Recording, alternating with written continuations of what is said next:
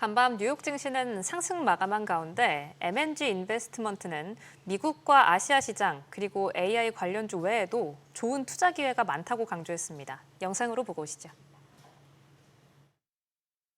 If you're thinking about indices, I am concerned about the high concentration in some of the most commonly used indices in equities. I mean, if you think about Asia, there are 3 stocks that make more or less 1/3 of the Asia indices. If you think about the S&P, there's just over 20 stocks that make half of the market cap of the index. So I am concerned about that level of concentration, what happens if those stocks turn.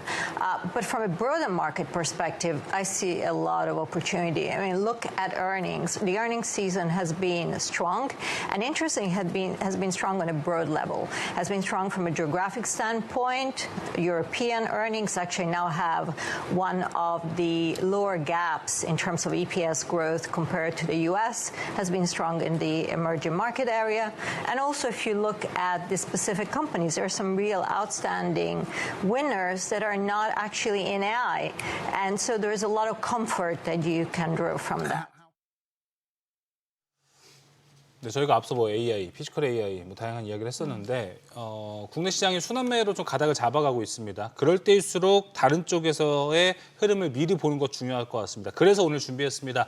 조선, 해운 산업 전반 흐름 짚어보겠습니다. LS증권 이재혁 연구위원 나왔습니다. 안녕하십니까? 안녕하세요. 네, 연구위원 방송에서 저희 처음 뵙는 것 같아요. 네. 네.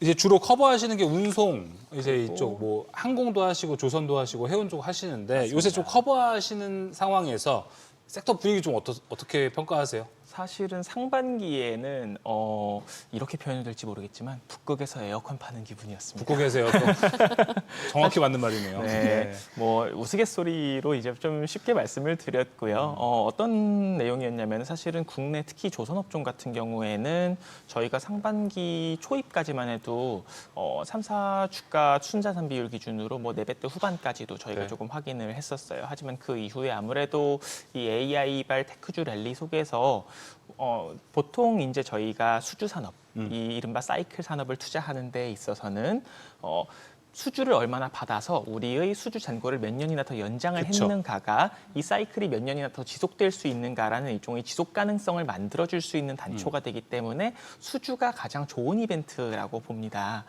우리가 26년도에 예상하던 수주액을 이미 상반기에 거진 다 채웠어요. 네. 그런데 주가는 반대 방향으로만 열심히 달렸었던 그러니까요. 전적이 있습니다.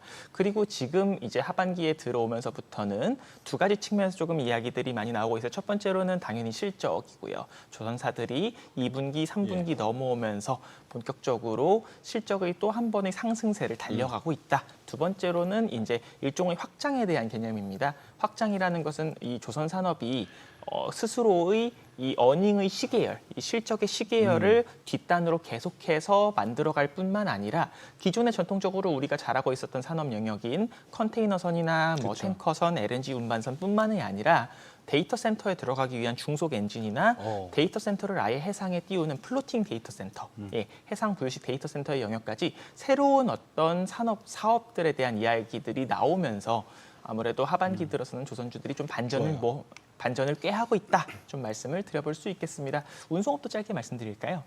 네. 조선부터 천천히 하고 또 저희가 같이 가보도록 말씀드려보겠습니다. 하겠습니다. 그래서 조선에서 오늘 좀 기대감을 가지고 시장에 개장을 봤던 게 또 이슈가 있었잖아요. 맞아요. 트럼프 대통령이 또 2척 정도는 건조를 한다.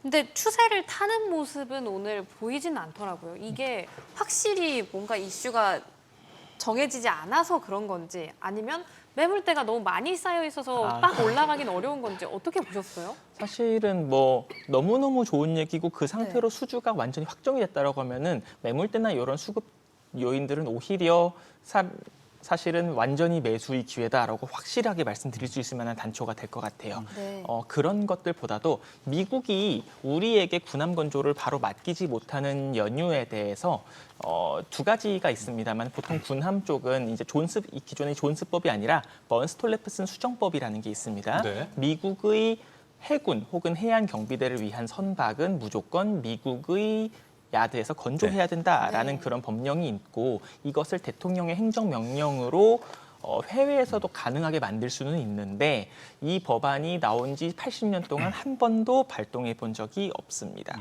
그리고 그렇다면 이 존 스톨레프슨 수정법안을 번 스톨레프슨 수정법안을 개정하기 위한 움직임이 미 의회에서 없었는가? 있었고요. 이것에 대한 개정의 움직임이 다만 의회의 인준 절차를 마무리를 짓지 못한 상태에서 중간 선거를 앞두겠다는 거죠. 네. 다시 말해서 현재 미 의회가 중간 선거를 앞두고 다소 소강 상태를 보이고 있고 트럼프 대통령 역시도 이런 어떤 강력한 행정명령을 내는 거에 대해서 예를 들어서 해외 조선소에서 미국 군대를 위한 군함을 건조하겠습니다라고 하면은 의회 공화당 후보자들 입장에서는 우리 블루 컬러들이 지지 기반을 잃을 수 있다라는 정치적으로 부담스러운 액션이 될 수 있다는 거거든요. 그렇기 때문에 11월까지는 마스가 관련해서는 이런 내용의 백악관발 혹은 일부 정치계 인사들로 하여금 어떤 물밑에서의 움직임이나 내러티브는 계속해서 나올 것이다. 다만 상반기에도 계속해서 이런 움직임이 있었음에도 불구하고 주가가 계속해서 안 됐던 까닭은 결국은 법적으로 실질적인 개선 절차가 네. 없었다는 거고 저는 요것의 시계열을 11월 중간 선거가 지나고 나서 본격적으로 추진될 것이다라고 보고요. 여기서 그러면 질문 주실 수 있는 내용이 네. 그러면 민주당이 블루웨이브로 이기면 어떻게 돼요? 입니다. 딱 그거죠. 맞아요. 네. 네. 지난번에 Ships for America Act라고 해서 뭐 미국의 해양 번영을 위한 법안 같은 것들이 나오던 절차들이 일단 첫 번째 상하원 같이 나옵니다. 네. 두 번째 공화당 민주당 초당적 발의로 나옵니다. 현행 미국의 민주당 역시도 미국의 해양 역량을 재건해야 된다라는 측면에서 머천트십 상선뿐만 아니라 군함에 대해서도 두루 공감대를 크게 형성하고 있기 때문에 초도 선박을 어떻게 짓느냐 이런 부분에서의 일부 시계열의 시차의 이슈는 있을 수 있겠지만 해외 조선소들, 특히 우리나라의 조선소들로 하여금 미 군함 시장에서 확보할 수 있는 기회는 의회에서의 그런 중간 선거에서의 결과와 무관하게 네. 충분히 조금 명약관한 미래로 그려지고 있다. 좀 말씀드릴 수 있겠습니다. 그렇죠. 사실 이제 뭐 이거는 초당적인 사안일 것 같긴 해요. 어떻게 세금을 잘 걷어올 수 있는, 세수할 수 있는 가장 좋은 옵션 중에 하나인데 뭐 민주당이 된다고 이거를 뭐 그르치거나 이러질 확률은 좀 많이 없을 것 같아요. 제가 그래서 조금 더 최근에 조선주를 투자하면서 답답해하시는 분들 많을 것 같아서 요거에 대한 질문을 한번 드려보고 싶은 거는 아까 얘기해 주신 대로 조선이 원래 수주 산업이기 때문에 그 수주가 점차 쌓이면서 주가도 같이 올라가는 시스템으로 많은 이해를 하고 있고 작년 상반기까지도 그런 주가를 우리는 잘 봐왔습니다. 근데 이게 작년 이제 하반기부터 마스가 이야기 나오기 시작하죠. 주가가 엄청나게 불을 뿜었습니다. 그리고 올해 초 그리고 얼마 전까지만 해도 이 캐나다 잠수함 같이 좀 자극적인 뉴스들이 많아지다 보니까 조선 같은 시클리컬 산업에 MSG들 같은 요소들이 있으니까 주가가 막 방방 뛰기 시작했어요. 근데 이게 지금 회복되는데 시간이 걸린 것 같다는 생각도 좀 들더라고요. 커버하신 입장에서 좀 어떻게 보세요, 이런 것들을?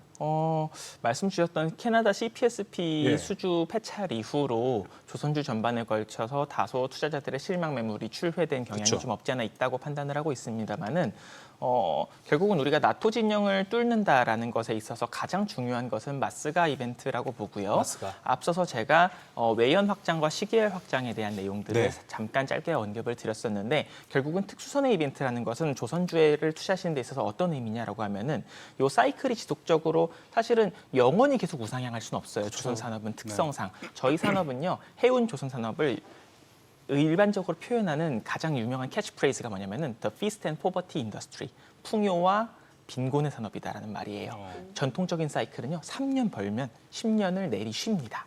근데 지금 거의 5년 가까이 조선소들이 쭉 올라오고 있고 네. 앞으로의 미래도 너무 좋은 상태잖아요. 그런 구간에서 놓고 봤을 때 30년대 초반까지는 미국의 LNG 운반선 프로젝트가 약 200척의 신규 수주를 유발한다는 점에서 착안했을 때 네. 확실하게 숫자가 보여요. 다만 30년대 중반부터 무엇을 팔 것인가의 의제고 마침 미 해군의 조달 계획 중에서 이 건조 부하라고 하거든요. 워크로드. 건조 부하가 굉장히 강하게 올라오는 구간이 이 30년대 중반으로 들어옵니다. 이때는 스스로는 절대로 미 해군의 요구를 맞출 수가 없다고 보고요. 이것을 우리가 공략하는 것, 어떤 대전제가 무너지지 않는 이상 조선주는 지금도 싸다. 좀 편하게 말씀드릴 수 있겠습니다. 좋습니다. 마침 그러면, 싸졌다로. 네, 좋습니다. 그리고 조선주들을 지금 뭐 AI 같은 사이클 그리고 마스 같은 이벤트가 나오기 전에 조선주의 악재가 뭐예요? 이런 얘기를 하면 증설, 그러니까 도크수를 늘린다는 게 대체 그 정론으로 알려져 있잖아요. 근데 마스가를 하면서 우리나라는 기본적으로 자연스럽게 이 증설, 도크수를 늘리기 시작했거든요. 네. 이거는 악재로 반영 안 해도 되는 겁니까? 우선 첫 번째로는 이 도크를 늘리는 것이 우리의 고선가 물량에 영향을 준다. 라는 것에 대해서 저희가 살짝은 물러설 필요가 있겠습니다. 왜냐하면은 미국 현지에서 LNG 운반선을 실질적으로 건조할 수 있는 시점은 사실 저는 30년대 중반에도 쉽지 않을 거라고 예. 보고 있거든요.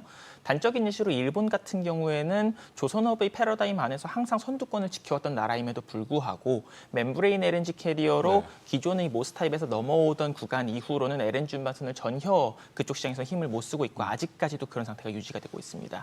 진입 장벽이 대단히 높다라는 의미가 되겠고요. 다시 말해서 최근 국내 조선소들의 도크, 슬롯을 늘리는 그런 움직임들이 대체로 다 해외 조선소에 국한이 되어 있는 움직임이 많아요. 현대 같은 경우에도 필리핀으로 나가고 있고 그런 움직임들은 결국은 고선가 물량들의 도크를 늘리는 이슈는 아닐 수 있겠다. 다만 중국이 도크를 늘리고 있는 것에 대해서는 어떻게 생각하는가 말씀 주실 수 있겠는데 그쵸. 중국이 도크를 늘리고 있는 부분에 대해서는 사실은 당연히 시장 전반적으로 공급이 늘어나니까 안 좋은 이슈는 될 수 있겠지만 국내 조선사들이 지금 새로이 해외 사업에 투자하는 방향성을 놓고 봤을 때 예를 들어 미국이나 인도와 같은 이 아시아 태평양권의 국가들은 대중 견제의 목적이 이 조선 해양산업 육성 안에서 같이 들어 있습니다. 예를 들어 인도 같은 경우에도 조선 해양산업을 새로이 융성하는 절차 속에서 우리가 중국에게 우리의 에너지 안보를 완전히 위탁하는 형태를 만들지 않겠다. 그래서 우리가 직접 해운사도 세우고 한국의 현대 삼성과 함께 교류를 해서 우리 스스로 탱커선이나 벌크선을 건조할 수 있는 역량을 개발하겠다. 라고 이야기를 하고 있거든요. 이렇게 해외에서의 기회들이 신압으로 만들어져 가고 있는 것이 우리에게 좀 좋은 기회가 되지 않을까 생각하고 있습니다. 저희가 연구위원님을 모시고 시간이 너무 많지 않아서 선택의 기회. 5분 더 확보해놔야겠어요. 그러니까요. 다음에는 저희가 늘려서 올게요. 근데 둘 중에 하나는 꼭 말해야겠다를 선택해 주신다면 해운 쪽으로 갈까요? 아니면 앞서 확장 중에 하나였던 엔진 쪽으로 풀어가는 게 데이터 좋을까요? 센터 엔진. 엔진 얘기를 좀 그러면은 어. 짧게 좀 말씀을 드려볼게요. 결국은 앞서서 말씀드렸던 그런 확장의 영역에서 엔진의 개념이 대단히 좀 중요할 수 있다는 것은 기존의 선박에서 활용하는 엔진은 두 가지예요. 첫 번째로는 이행정 엔진, 이건 선박을 추진하기 위한 용도. 사행정 엔진은 선박에서 쓰기 위한 전력을 생산하기 위한 용도인데 이 사행정 엔진을 데이터 센터를 운영하는 하이퍼스케일러들이 이거 가지고 와서 전기 생산해서 우리 데이터 센터 돌리는 데 필요한 네. 전력 설비로 쓸 수 없을까요? 라는 것이고 네. 최근에 HD 현대중공업의 힘센 엔진 그리고 바르질라의 스파크가스 엔진이 이쪽에서 대단히 좀 강하게 각광을 받고 있습니다. 바르질라가 현행 캐파, 현행 생산 역량을 핀란드 기업이에요. 2029년도까지 220% 수준까지 확충하기로 했고 현대중공업 역시도 조만간 증설에 관련한 이벤트를 투자자들이 강하게 기대하고 있는 구간이라고 설명드릴 수 있겠습니다. 그러면은 조선 하나 이제 배 하나를 팔 때의 가격하고 엔진 그 안에 엔진 들어가 있잖아요. 네. 엔진이 사실 제일 비싸고 제일 중요하잖아요. 뭐 모든 기자재들 중에서는 엔진이 그럼 배 하나 만들 때 한 몇 퍼센트 정도 비용을 차잖아요. 대략적으로 한 10% 정도 보시면 될 10%요? 텐데 사실은 선종마다 좀 상이합니다. 네. 그리고 이행정 엔진이냐 사행정 엔진이냐 사실 이행정 엔진이 하나 들어가고 사행정 엔진이 한 서너 개 들어가거든요. 네. 그래서 다 합해 봤을 때 뭐 대략적으로 그냥 10% 정도 보시면 되는데요. 예. 현대중공업 같은 경우에는 이 엔진을 생산하는 것뿐만 아니라 그 사행정 엔진에 대해서는 스스로 이 엔진의 설계도를 갖고 있는 라이센스도 같이 갖고 있어서 기대 마진율이 더 높아요. 아. 네, 그런 측면도 같이 보실 수 있을 만한 내용이 되겠습니다. 그러면 조선사 입장에서는 네. 배 만드는 것보다 이렇게 엔진만 딱딱 그때그때 만들어주는 게 더 빠르고 더 빨리 수익을 찍히는 구조가 되나요?